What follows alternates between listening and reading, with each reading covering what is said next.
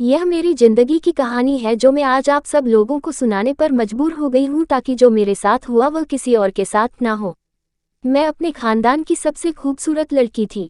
मेरे बाबा भी एक कारोबारी व्यक्ति थे, इसलिए उन्होंने सोचा था कि मेरी शादी भी किसी कारोबारी व्यक्ति से करवाएंगे। वो कहते थे कि कारोबारी इंसान कभी भूखा नहीं मरता। मेरी माँ की जिंदगी बिल्कुल अच्छी नहीं थी। बाबा सारी जिंदगी बाहर ही रहे, अपने काम में बिजी रहे, माँ को ज्यादा वक्त नहीं दे पाए। यही वजह है कि मेरे और बहन भाई भी नहीं थे और मैं बिल्कुल ही अकेली थी। मैं भी घर में बोर होती रहती थी। मेरी माँ तन्हाई का शिकार होकर आखिरकार इस दुनिया से चली गई और मेरे पिता ने मेरी शादी महेंद्र नामी व्यक्ति से करवा दी। वो दूसरे शहर में रहता था, मुझे विदा करके अपने साथ ले गया।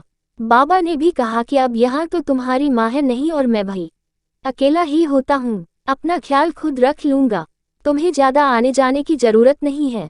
मुझे बाबा की यह बात अजीब लगी, लेकिन बाद में पता चला कि बाबा ने किसी गैर औरत से संबंध पहले से ही बनाए हुए थे और शायद मम्मी को इस बात का पता था। यह दुख उनको ले बैठा और मम्मी इस दुनिया से चली गई। अब वह इस घर में अपनी उसी नाजायज मोहब्बत को ब्याह कर ला रहे थे, इसलिए मुझे भी जल्दी जल्दी घर से निकाल दिया। मेरा पति कपड़े का कारोबार करता था। उसका कारोबार अच्छा था और घर में भी दौलत की रेल थी। सब कुछ ठीक था, लेकिन वह भी मेरे बाबा की तरह अपने काम में बिजी रहता था। हम दोनों की उम्र में 12 साल का फर्क था। शायद यही बात थी कि जो चीजें मैं करना चाहती थी उसको पसंद नहीं थी। वह मुझे शेयर करवाने भी ना जाता, न ही बाजार ले जाता। बस मुझे पैसे दे देता कि जो भी चाहिए अपने लिए खुद ले लेना, लेकिन मुझे उसका साथ चाहिए था। मेरे ससुराल में कोई भी नहीं था। मेरा एक जेठ था जिसकी पत्नी थी। वह लोग भी अलग घर में रहते थे। मेरी जेठानी का कहना था कि जिस आदमी के पास पैसे ज्यादा होते वह दूसरी औरतों से नाजायज संबंध जरूर रखता है। तुम अपने पति से ज्यादा पैसे ले लिया करो, बेशक खर्च मत किया करो, अपने पास रख लिया करो, पर उसके पास पैसे ना रहने दिया करो, क्योंकि अगर उसके पास जरूरत से ज्यादा पैसे हुए तो वो जरूर गलत रास्ते पर जाएगा। मेरे बाबा ने भी तो यही किया था और मेरी माँ की जो हालत हुई थी मैं अपने साथ नहीं होने देना चाहती थी। उसने कहा कि अपने पति की हर बात माना करो, यह बड़ा मूडी किस्म का इंसान है, इसको कभी भी किसी भी काम के लिए इनकार ना करना, इसको इतना खुश रखो कि यह दूसरी गैर औरत के बारे में सोच भी ना सके। यह बात तो अच्छी थी। वैसे भी पत्नी को पति की बात माननी चाहिए, पति पत्नी में मोहब्बत होनी चाहिए। मेरी जेठानी ने मुझे अच्छा मशवरा दिया था। मैंने कहा कि ठीक है। मैं अपने पति का बहुत अच्छा ख्याल रखती थी और वह भी खुश रहता था। लेकिन एक दिन वह बहुत ज्यादा परेशान था, पहले खाना भी नहीं खाया और मैंने जब उससे दूसरी दफा पूछा तो उसने मुझे भी बुरी तरह डांट दिया। मैंने रोना शुरू कर दिया। उसने कहा कि मेरा बहुत बड़ा नुकसान हो गया है, तुम मुझे मेरे हाल पर छोड़ दो, मेरे से कोई बात ना करो, नहीं तो मेरे मुंह से कुछ निकल जाएगा, फिर तुम नाराज हो जाओगी। मैं भी एक तरफ बैठ गई और परेशान भी हो गई कि मेरे पति का नुकसान हो गया है। लेकिन अगले दिन मेरे पति ने कुछ ऐसा किया कि मेरे कदमों तले से जमीन निकल गई। वह सारी रात नहीं सो सका था। उसने इतनी ज्यादा सिगरेट पी थी कि पूरे घर से सिगरेट की बदबू आ रही थी। परेशानी में वो बहुत ज्यादा सिगरेट जलाया करता था। उसने मुझे बुलाया और कहा कि तुमसे एक जरूरी बात करनी है, तुमको मेरे लिए कुछ करना होगा। मैंने कहा कि मैं तो आपके लिए कुछ भी करने को तैयार हूँ। उसने कहा कि क्या कर सकती हो मेरे लिए? मैंने कहा कि जो भी आप कहेंगे मैं कर सकती हूँ, आप ही तो मेरा सब कुछ है।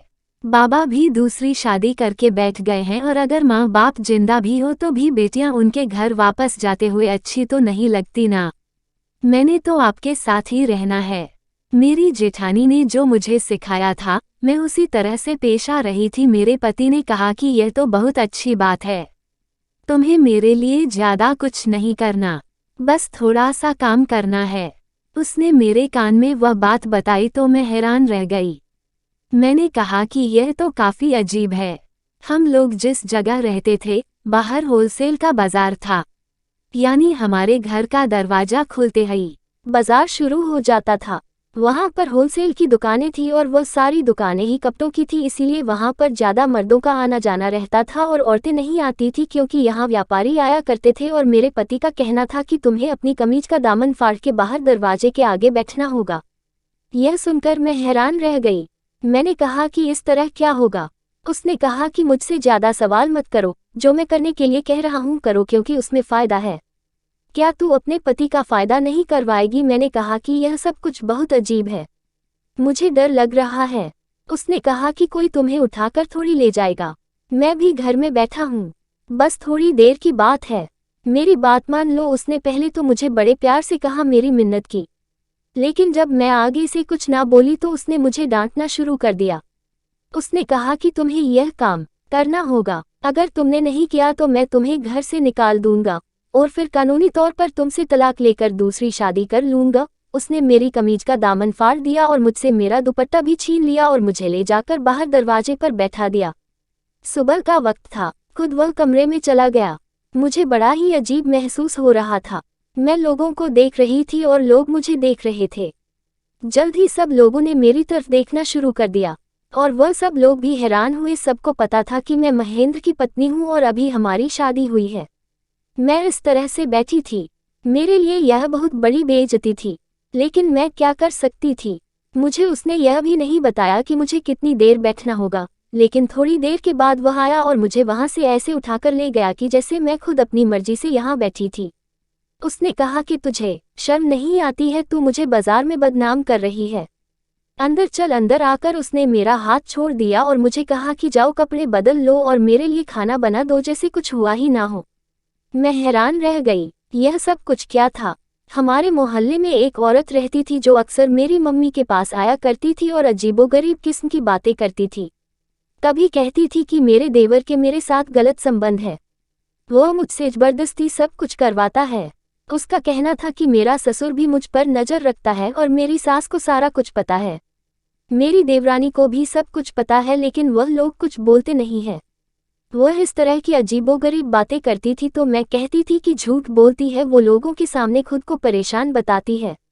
इस तरह थोड़ी होता है, अगर एक व्यक्ति किसी औरत पर नजर रख रहा है तो उसकी पत्नी को जब यह बात पता चलेगी तो क्या वह अपने मर्द को नहीं रोकेगी। लेकिन मम्मी कहती थी कि तुम्हें नहीं पता बेटी, दुनिया में बड़े अजीबोगरीब किस्म के लोग होते हैं और आज मेरे साथ भी एक अजीब हरकत हो गई थी। मेरे पति ने यह क्या किया मुझे अभी तक समझ नहीं आ रही थी। मैं उससे अगर इस बारे में कोई सवाल करने की कोशिश करती तो मुझे डांट देता। शाम हुई तो वह बहुत ज्यादा खुश था। वह मेरे लिए एक नया सूट लेकर आया। उसने कहा कि मैंने तुम्हारे कपड़े फाड़ दिए थे ना, यह देखो मैं तुम्हारे लिए नया जोड़ा लेकर आया हूँ, जो उसने मेरा जोड़ा खराब किया था। वह तो बहुत ही नॉर्मल था, लेकिन मेरे लिए बहुत खूबसूरत जोड़ा लेकर आया था। मेरा मूड खराब था। उसने कहा कि अरे क्या हो गया, अब जो हुआ उसको भूल जाओ, देखो मैं तुम्हारे लिए कितने प्यारे कपड़े लेकर आया हूँ, कल ही इसको किसी दर्जी को दे देना ताकि यह सिल जाए। फिर इतवार वाले दिन हम लोग सैर करने जाएंगे। यह बात सुनी तो मैं हैरान रह गई। जब से शादी हुई थी मेरे पति ने ऐसी कोई बात नहीं की थी। उसने कहा कि भूल जाओ, सब कुछ जो हो गया सो हो गया, अब उसको बदल नहीं सकते, और यह लो कुछ पैसे भी रख लो, इस सूट के साथ का जूते और जो सामान होते हैं वो ले लेना, मुझे तो पता नहीं है, मुझे अच्छा लगा तो मैंने तुम्हारे लिए ले लिया। अब उसका व्यवहार मेरे साथ बहुत अच्छा, हमने खाना खाया, हंसी मजाक भी किया और दिन इसी तरह गुजर गया।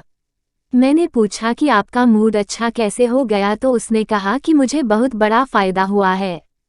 पहले मुझे कारोबार में नुकसान हो गया था, इसलिए मेरा मूड खराब था, लेकिन अब फायदा हो गया है तो मेरा मूड भी अच्छा हो गया है। हम कारोबारी लोग इसी तरह के होते हैं, तुम्हें गुजारा करना पड़ेगा। मैंने कहा कि मेरे बाबा भी ऐसे ही थे, लेकिन आप फिर भी अच्छे हैं, आपको मेरा ख्याल है।